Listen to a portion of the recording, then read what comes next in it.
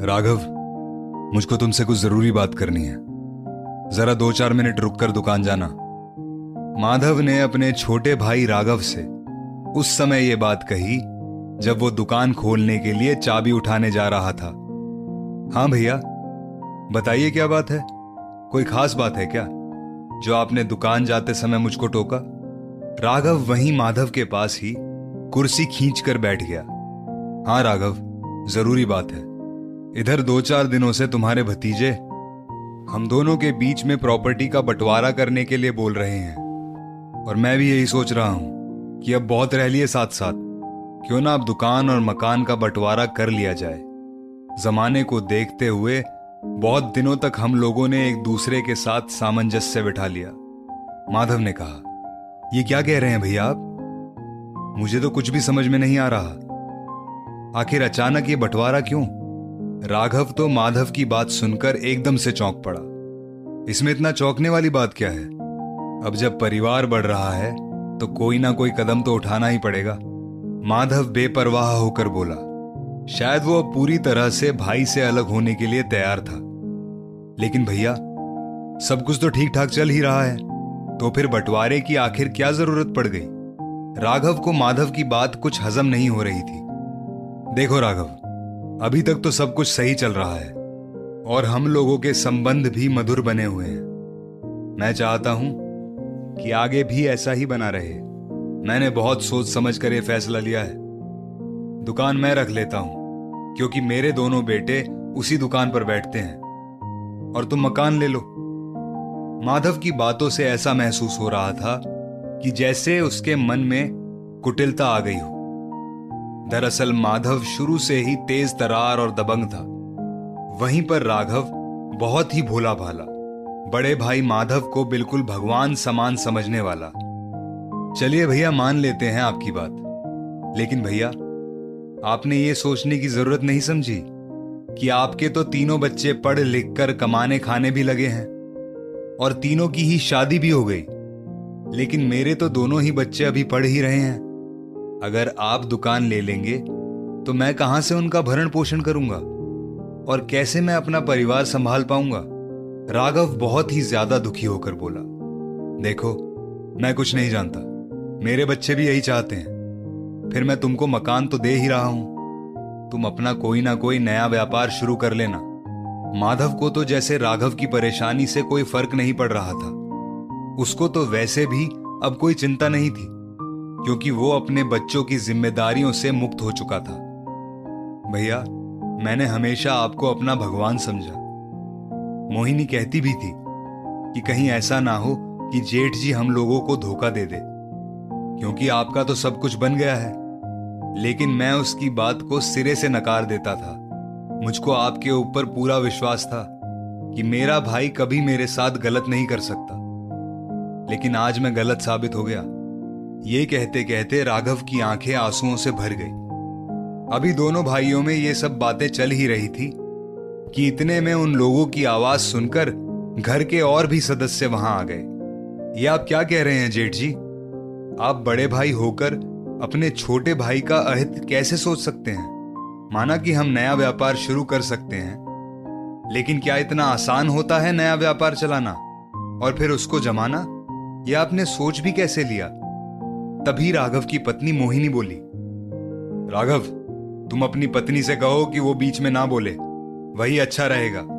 ये बात हम दो भाइयों के बीच में चल रही है और हम लोग ही निपटाएंगे। माधव ने मोहिनी की बात सुनकर चिढ़ते हुए कहा, क्यों नहीं बोलूं मैं भाई साहब? बात अकेले राघव की ही नहीं है इस समय, बात मेरी और मेरे बच्चों की भी है। अगर आपका बंटवारा करने का ही मन है तो ऐसा करिए कि आप मकान ले लीजिए और हम लोगों को दुकान दे दीजिए। हम लोग कहीं भी किराए पर घर लेकर रहने चले जाएंगे। मोहिनी ने अपनी बात स्पष्ट रूप से रखते हुए कहा। अरे वाह, देखो तो इसकी चालाकी। तुमको पता भी है मोहिनी, उस दुकान को जमाने में मेरे पति ने कितनी ज्यादा मेहनत की है। मोहिनी की बात सुनकर वहीं पर चुपचाप खड़ी माधव की पत्नी रूपा बोल पड़ी। भाभी, अगर ऐसी बात है तो मैंने भी उस दुकान को जमाने में जी जान एक कर दी थी। सिर्फ भैया की ही मेहनत से सब कुछ नहीं हुआ। हाँ, आज आप लोगों के बच्चे बड़े हो गए हैं तो आप लोग अपना वर्चस्व दिखाकर हम लोगों को धमका रहे हैं, जबकि उस दुकान को भैया से ज्यादा मैं संभालता था। राघव तड़प कर बोला। राघव की तो कुछ समझ में ही नहीं आ रहा था कि आखिर ये सब हो क्या रहा है। उसको 2-3 दिन से कुछ एहसास तो हो रहा था इस तरह की परिस्थितियों का, लेकिन वो कुछ समझ ही नहीं सका। चाचा जी, आप चुपचाप इस कागज पर हस्ताक्षर कर दीजिए, वरना हमको और भी तरीके आते हैं हस्ताक्षर करवाने के। तभी माधव का बड़ा बेटा सोमू राघव के पास आकर बोला, सोमू, तुम मुझसे ऐसे कैसे बात कर रहे हो? सोमू से इस तरह के व्यवहार की उम्मीद तो बिल्कुल भी नहीं थी राघव को। चाचा जी, मैं गलत कहां कह रहा हूं? जब पापा आपको मकान दे ही रहे हैं तो क्यों जबरदस्ती उनसे भिड़ रहे हैं? अगर ज्यादा नाटक करेंगे ना तो मकान भी नहीं देंगे। सोमू ने बदतमीजी की सारी हदें पार कर दी। तुम मुझको धमकी दे रहे हो? अभी तक मैं भैया का लिहाज करके चुप रह रहा था, लेकिन अब नहीं।